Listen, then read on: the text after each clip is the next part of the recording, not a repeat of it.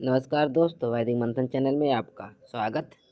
आइए एक डिबेट और सुनते हैं सांजनी सर का। मुखर्जी बताएं क्या कहना चाहते हैं। जी सर, डाउट ये किए था कि मैं कानपुर का रहने वाला हूँ, तो यहाँ पे ब्राह्मण हम्म की आबादी थोड़ी ज्यादा है। तो हम यहाँ हम्म देख पा रहे हैं कि मैंने आपकी वीडियो कुछ 2-3 महीने से देखना शुरू किया है, तो मुझे सच्चाई ये मालूम पड़ी कि ये लोग जो लोग काम करते हैं, इनका जो अंधविश्वास है, जो ये बकरे की बलि देते हैं या कुछ उल्टा सीधा जो काम करते हैं ये, और लोगों को हम्म नीच ठहराते हैं, ये सब जो कास्ट सिस्टम है। तो मैंने आपकी डाउट उठा के मैंने बहुतों को ये बोला कि ये क्या, जैसे ये लोग बोलते हैं कि जो ये वर्ण व्यवस्था है ये कर्म अनुसार बनाई गई है, ऐसा ये लोग बोलते हैं। ठीक है, तो आपने जैसे हमको एक वीडियो में हम सुना था, आपने कहा है कि ये जो इस जन्म के जो कर्म है, इस जन्म में आदमी जो कर्म करेगा तो अगले जन्म में उसको वो वर्ण मिलेगा। आपने एक शायद वीडियो में बोला था, तो मैंने वो चीज उनको बताई, तो उन्होंने उस चीज को कहा कि ऐसा नहीं है, और उनके जो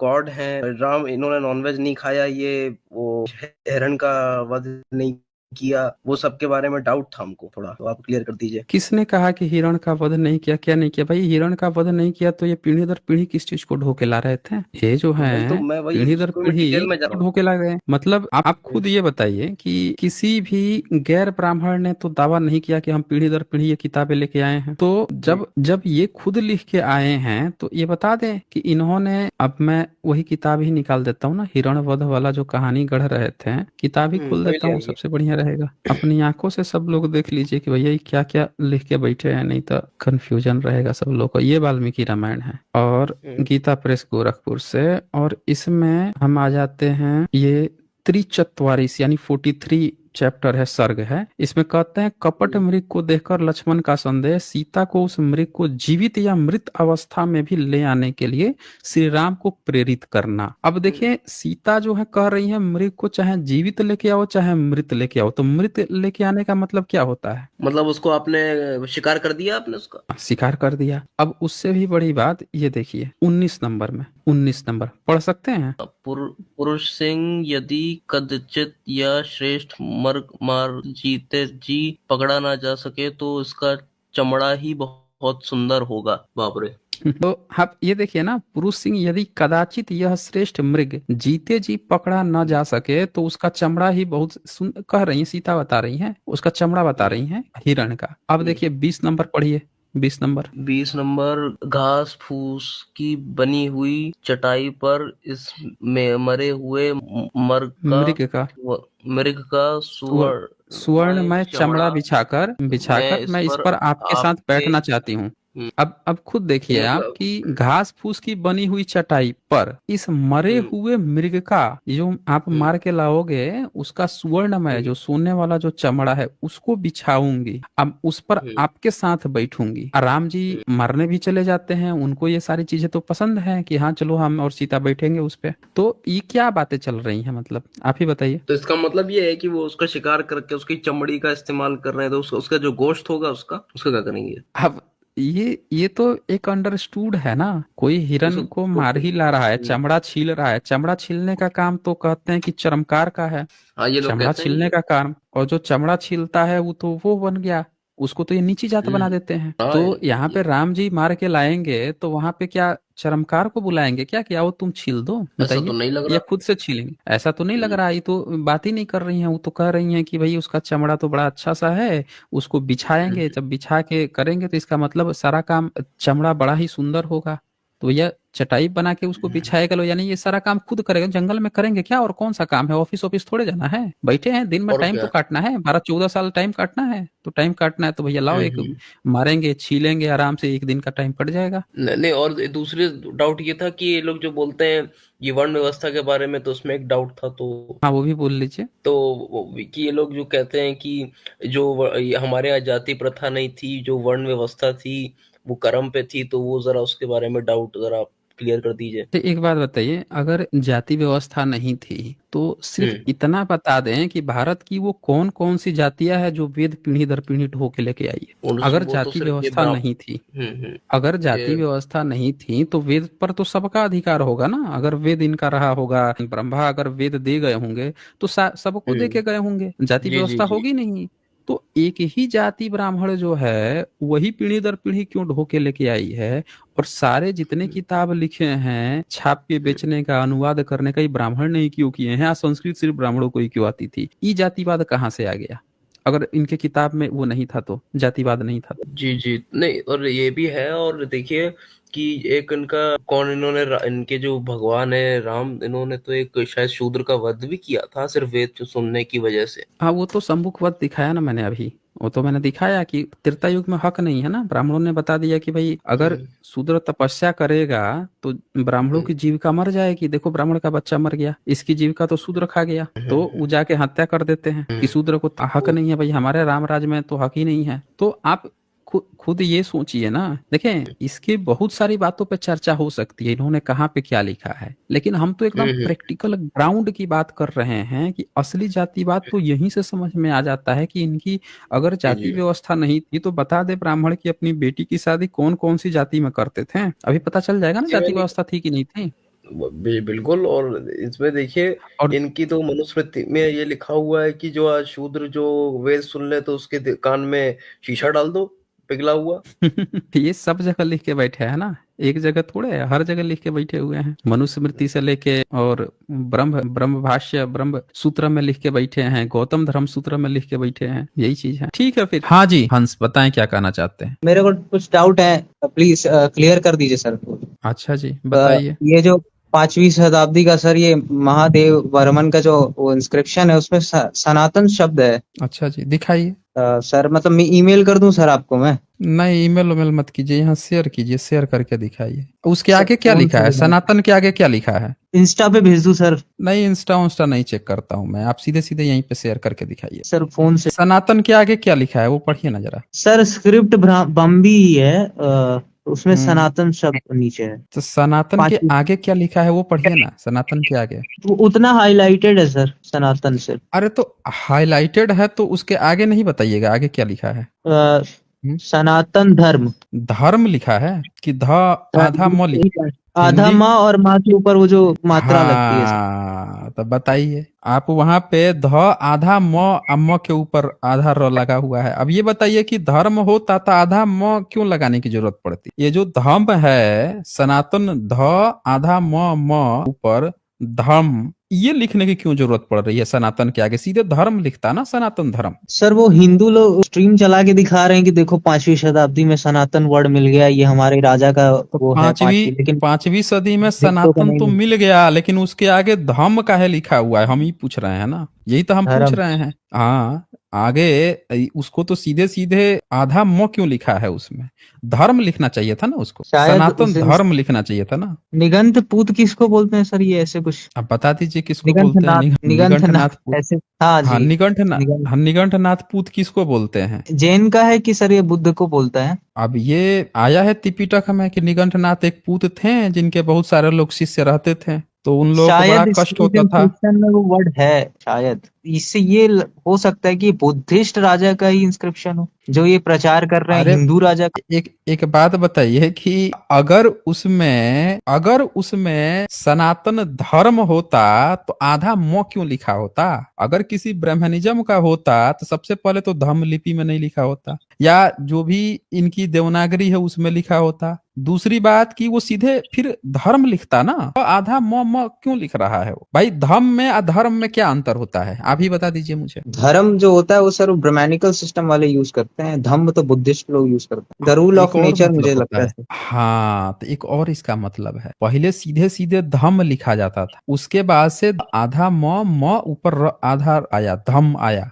हाँ। और उसके बाद से धर्म आया। समझ रहा है ना? तो धर्म जो है, धर्म का ही संस्कृताइज रूप जो है धर्म है। तो इसका तो मतलब ये हुआ ना कि धर्म ही पहले धीरे धीरे परिवर्तित होकर आगे बढ़ रहा है। इसीलिए तो 5th-6th सेंचुरी में आपको आधा म मिल रहा है, धर्म थोड़े मिल रहा है। धर्म जब लिख ही नहीं पा रहे हैं वहां पे धर्म, इसका मतलब कि ना इनकी लिपि थी ना इनका धर्म था। जब इनका धर्म आया तब तो ये सनातन धर्म काहे नहीं अपने किताब में सनातन पूछिए ना, जो बता रहे हैं उनसे पूछिए कि उनकी किताब में सनातन आधा म लिखा हुआ है। जब इंस्क्रिप्शन में लिखवाया है तो इनके किताब में वही लिखा हुआ है। पूछ लीजिए। अगर नहीं लिखा हुआ है तो वो फिर बुद्धिज्म की बात कर रहा है, वो बुद्धिज्म का है, श्रमण परंपरा का है, किसी के बाप का नहीं है, किसी के कहने से उनका बाप नहीं हो जाएगा। जिनको आदत पड़ गई है अच्छा। हमेशा बुद्धिस्टों की किताब में इंस्क्रिप्शन में अपना बाबूजी खोजने की, तो अपने वेद को भूल जाएं जिसमें लिखा है 11 लोगों से नियोग करा के बाबूजी आप किसी को ये 11 लोगों को बना संस्कृत शब्द सकते हैं। किसका है सर? हम्म, ये संस्कृत शब्द किसका है? संस्कृत बुद्धिज्म का है। ये संस्कृत वर्ड भी आता है सर, ये 4th सेंचुरी के किसी इंस्क्रिप्शन में।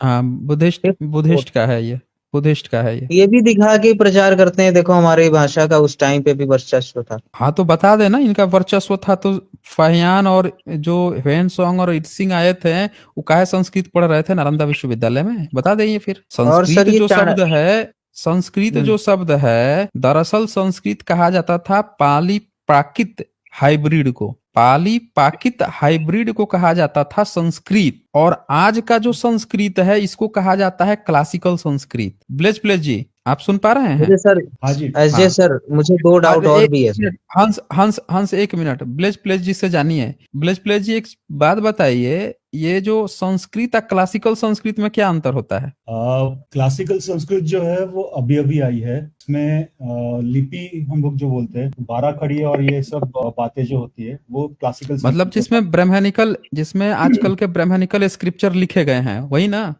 वही वो पहले नहीं लिखे जा हाँ, नहीं लिखे जा सकते थे, तो आज जो लिखे गए हैं इसको कहते हैं क्लासिकल संस्कृत।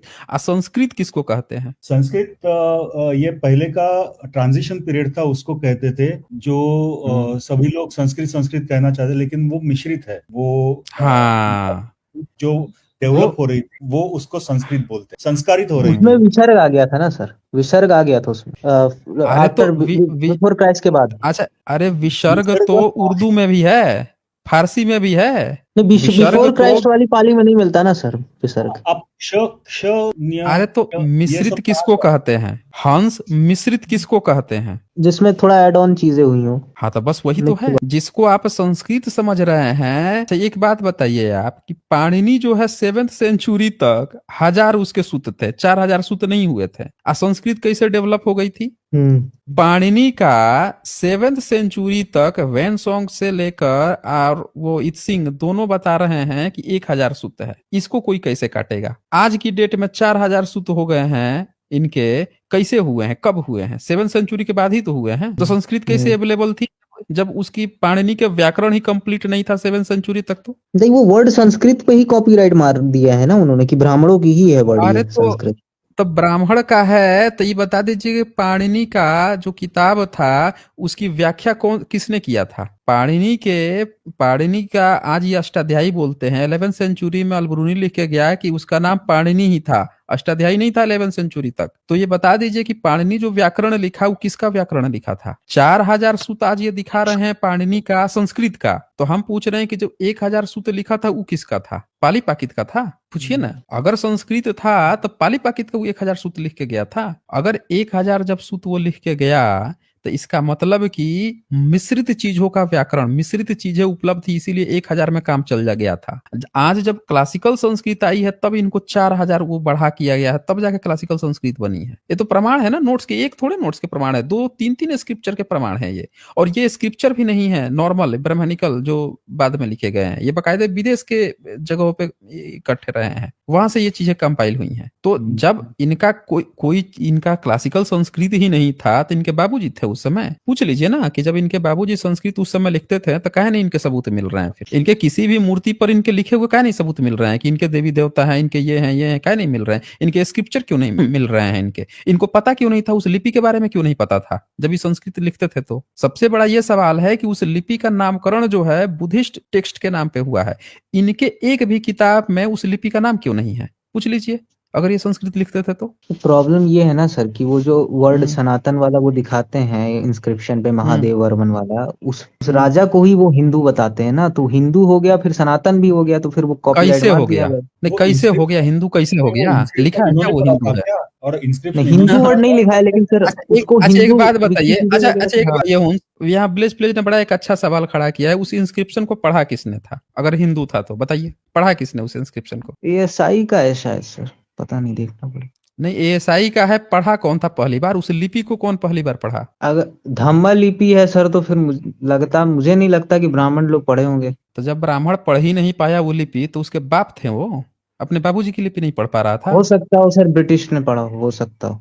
तो हो सकता नहीं है, ब्रिटिश ने ही पढ़ा उस लिपि को, ब्राह्मणों को हाँ, नहीं वो आती थी बता वो रहे थे कुछ लिपि। नाम, जेम्स करके कुछ बता रहे थे। हाँ, तो बता रहे थे, तो यही तो मैं आपसे बोल रहा हूँ। अंग्रेज आके पढ़ के गया, अगर इनका होता तो अपने बाप के लिखा हुआ चीज नहीं पढ़ पाते थे ये? इनके बाबूजी का है, इतने जब लाखों साल से पढ़ के आ रहे थे, इनको पता नहीं था इनके बाबूजी कौन सी लिपि में लिखते थे? एक बार सर अपने बाबूजी चेक कर की लिपि नहीं लीजिएगा पता आप, थी? एक बार चेक तो कर मैं लीजिएगा आप। अरे मुझे चेक एंड ओके है, मेरा चेक एंड ओके है, आप खाली स्ट्रीम करना बाकी है उस पे। ये जी जहां सर, जहां देखें, डाउट है। सुन्नी वर्ग का A to Z मुझे पता है ना, कहाँ कहाँ पे क्या क्या उनको गपोड़ा है, क्या क्या फेक न्यूज फैलाई है, वो मुझे A to Z पता है। अब मेरे स्ट्रीम का आप वेट कीजिए ना, उनको तो जो जो सर उड़ना ये है एक और अपना है। डाउट है सर, ये चाणक्य का बोलिए। जो अर्थशास्त्र है, एक वेबसाइट बता रही है कि ओल्डेस्ट मैन्युस्क्रिप्ट मिल गई है केरला में, और ये सेकंड सेंचुरी कितना साल बीसी। पुराना? ये लिंक मैंने अच्छा जी। डाली है चैट में। ना नहीं, वो लिंक विंक मत डालिए, आप खाली बता दीजिए कि मैन्युस्क्रिप्ट जो है वो कहाँ पे रखी है, कौन से ये इंस्टीट्यूट में रखी है। मैं पढ़ के बता दूं, पढ़ के?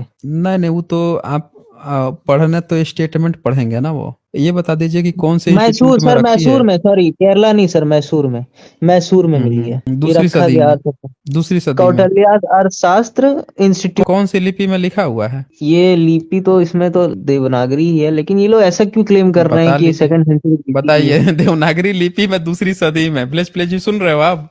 दूसरी सदी में देवनागरी लिपि में अर्थशास्त्र ये बता रहे हैं? अरे सर, इस पे देवनागरी वीडियो भी लिपि, आपके खिलाफ लोग बनाए हैं और डाले हैं अरे इसी तो लिंक के लिए। सुनिए, बनाने से या खिलाफ बनाने से आप कह दीजिएगा कुछ भी, ए को बी कह दीजिएगा तो वो थोड़ा सही हो जाएगा। दूसरी सदी में देवनागरी लिपि थी, बताइए मुझे। कहीं मिलता तो नहीं है। कौन सी सदी में आई है देवनागरी लिपि, ये एक बता ब्रिटिश दीजिए। लंदन की संग्रहालय से दिखाते हैं कि 15 सेंचुरी बीसी का वो मिल गया है, पाम लीफ पे लिखा हुआ वेद। 15th सेंचुरी BC का? 1500। मतलब आज एक तो होता है ना कि दाल में काला है, मतलब ये तो पूरा का पूरा काले में ही डाल दिया। उसे 15th probably century word BC का आया मिल है गया शायद, ब्रिटिश है? इंस्टीट्यूट को है वहां पे रखा है, ऐसा दिखाते हैं oldest manuscript on palm leaf. अच्छा, वाह वाह वाह वाह। 17वीं सदी में जयपुर के राजा जो है पहली बार वेदा भेजवाए थे 1795 में। 1795 के करीब में विलियमसन को दिए थे, या 72 में दिए थे, तब पहली बार गया था इंग्लैंड में वेदा इनका। आई पाम लीफ में 15 BC। ये ईसा से पहले का इनके पास एक भी पांडुलिपि है? पाम लीफ मुझे प्रयोग लगता किए हैं है कभी? 8th सेंचुरी से पहले भी इनका एविडेंस नहीं मिलता। वही तो मैं बोल रहा हूँ, 1464 AD से पहले का इनका मिला होता तो सबसे पहले जाके यूनेस्को में चेंज करवाते, ये समझ रहा ना? सबसे भंडारण पहले इंस्टीट्यूट जाके भी वही है ना यूनेस्को सर? में जो 1464 दिखा रहा है वहां पे जाके चेंज करवा लेते ना ये। चले हंस, ऐसे नॉर्मल जो है क्लेम जो है, गपोड़ियों की क्लेम क्या सुनना है? जिनको डिबेट करना है उनको भेज दीजिएगा, कि यहाँ पे डिबेट कर लेगा ना वो, जिसके पास इतना एविडेंस है उसी को सीधे भेज दीजिएगा।